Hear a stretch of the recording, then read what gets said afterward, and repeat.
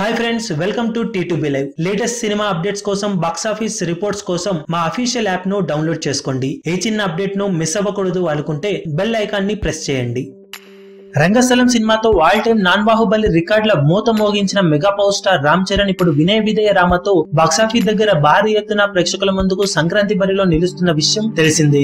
అత్యంత భారీ అంచనాల నడుమ తెరకెక్కిన ఈ సెన్సేషనల్ మూవీ ట్రైలర్ తో అంచనాలు మాస్ లో మరింతగా పెరిగిపోగా తర్వాత కూడా పోస్టర్స్ ని రిలీజ్ చేస్తూ సినిమాపై ఉన్న క్రేజ్ ను ఏమాత్రం తగ్గకుండా చూసుకుంటున్నారు యూనిట్ వర్గాలు. ఇక సినిమా సీడెడ్ ఏరియాకు గాను GST తో కలిపి all time record level business ను సొంతం చేసుకున్న సినిమాల జాబితాలో ఒకటిగా నిలిచి సెన్సేషన్ ని క్రియేట్ చేసింది. ఈ సినిమాకు ఓవరాల్ గా సీడెడ్ ఏరియాకు గాను 14 కోట్ల ప్రీ రిలీజ్ బిజినెస్ దక్కినట్లు సమాచారం.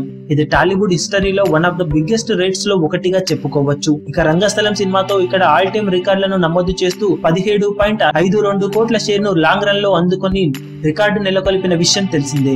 తర్వాత ఆ సినిమా రికార్డు బ్రేక్ అయినప్పటికీ ఇప్పుడు మళ్ళీ వినయ విధేయ రామతో బాక్సాఫీస్ దగ్గర భారీ ఎత్తున రాబోతున్న mega power star Ram Charan ఈసారి పక్కా మాస్ కంటెంట్ తో వస్తున్న సినిమా అవ్వడంతో సీడెడ్ ఏరియాలో ఏమాత్రం పాజిటివ్ టాక్ వచ్చినా కలెక్షన్ మ్రోత మోగడం ఖాయమని ట్రేడ్ విశ్లేషకులు భావిస్తున్నారు. దాంతో బాక్సాఫీస్ దగ్గర ఈ సినిమా సీడెడ్ ఏరియాకు గాను అక్షరాల 15 కోట్ల టార్గెట్ తో బరిలోకి దిగనుంది.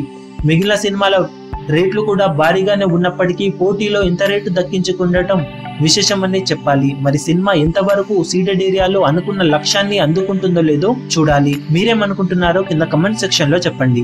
ఈ వీడియో మీకు నచ్చినట్లయితే లైక్ చేయండి, షేర్ చేయండి, ఛానల్ ని సబ్స్క్రైబ్ చేయడం మాత్రం మరవకండి. ఏ చిన్న అప్డేట్ ను మిస్ అవ్వకూడదు అనుకుంటే బెల్ ఐకాన్ ని ప్రెస్. లేటెస్ట్ సినిమా అప్డేట్స్ కోసం, బాక్స్ ఆఫీస్ కలెక్షన్స్ రిపోర్ట్స్ కోసం మా అఫీషియల్ యూట్యూబ్ ఛానల్ ను సబ్స్క్రైబ్ చేసుకోండి. ఏ చిన్న అప్డేట్ ను మిస్ అవ్వకూడదు అనుకుంటే బెల్ ఐకాన్ ని ప్రెస్ చేయండి.